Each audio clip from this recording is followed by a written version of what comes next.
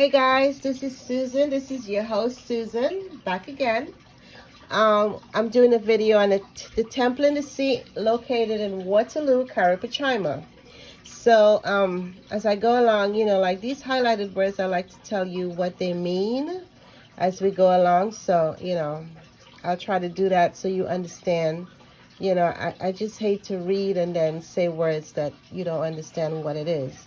So the temple in the sea, also known as the Surdas Sadhu Mandir, Mandir meaning temple. Surdas is the first person that ever built a temple. It's a Hindu mandir in Waterloo.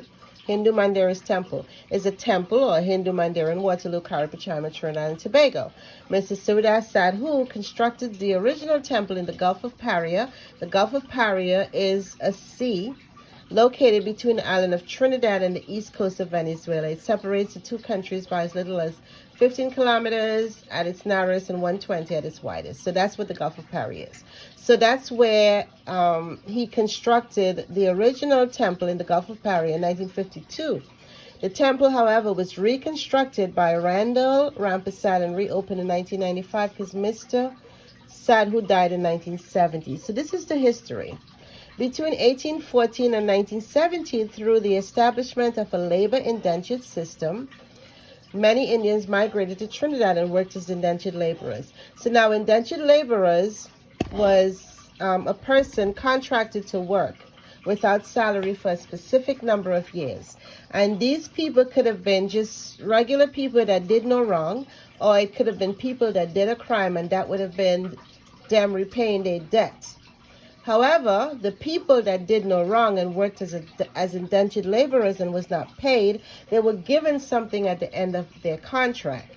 And the contract was called as an indenture. And a lot of times what they were given was land. So if you ever confused, if you ever wondered probably why Indian people in Trinidad have a lot of land, it's because their ancestors came from India, worked as indentured laborers, got the land after their contract was over, and it passed down from generation to generation. So they came and worked as indentured laborers in plantation sites across the country. So in the 1930s, Mr. Sadhu, an indentured laborer, he was also an indentured laborer, built a small temple on an estate owned by the Tate and Lyle Sugar Company by facing the Gulf of Paria. 5 years later, the estate management requested him to remove the temple because it was not his land, but he refused. And he was sent to prison for 14 days. He was fined £100 for refusing to remove the temple, and it was destroyed.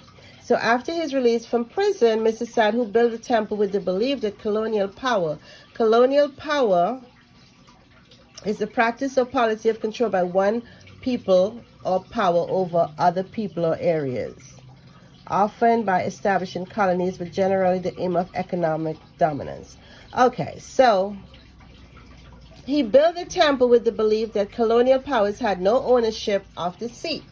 And in 1947, Mr. Sadhu began riding a bicycle to transport stones, cement, and sand in his bag from the island and unloaded them at the coast of the island to extend the island borders offshore. After the creation of the Rocky Pathway, Mrs. Sadhu built another temple in the Gulf of Paria.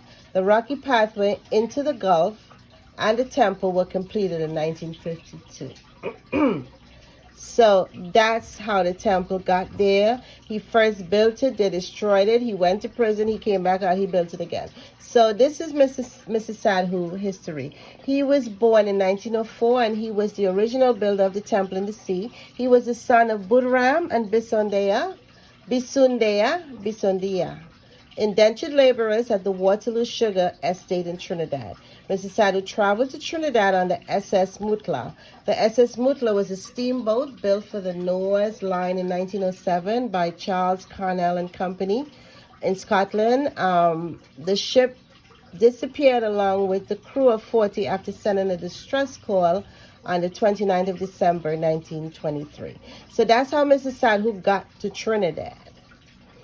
And so he traveled on the Mutla when he was 4 years old, and he died in 1970. So the reconstruction.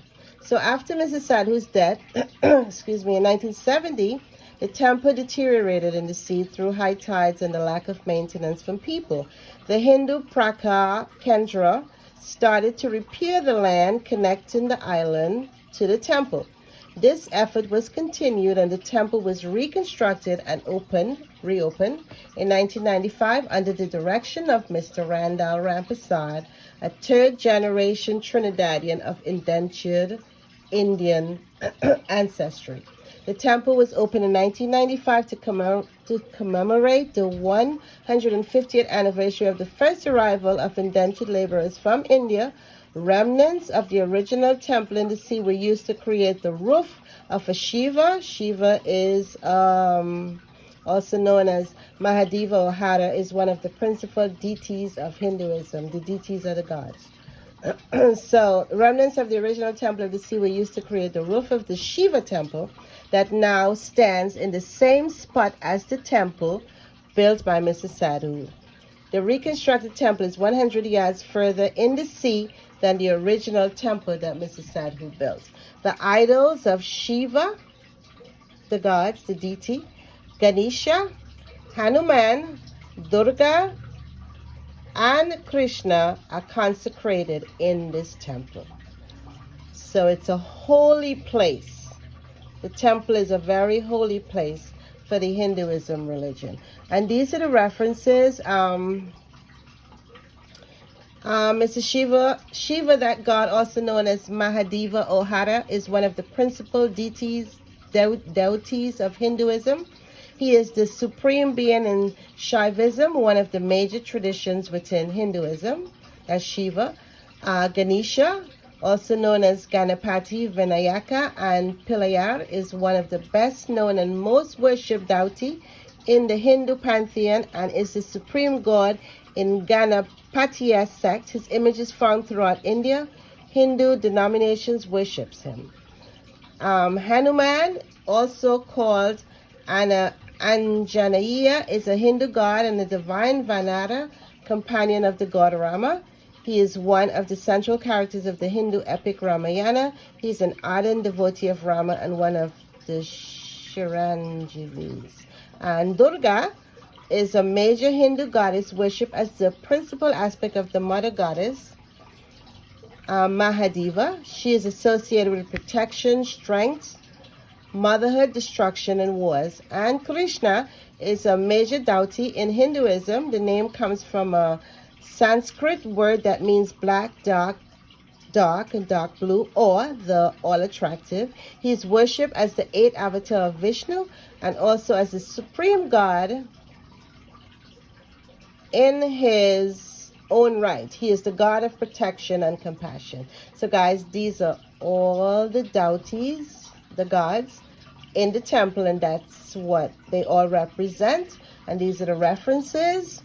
And we're going to go here real quick before I end this video. This is the temple in the sea. Of course, it's affiliated with Hinduism. The deities are Shiva, Durga, Ganesha, Hanuman, and Krishna.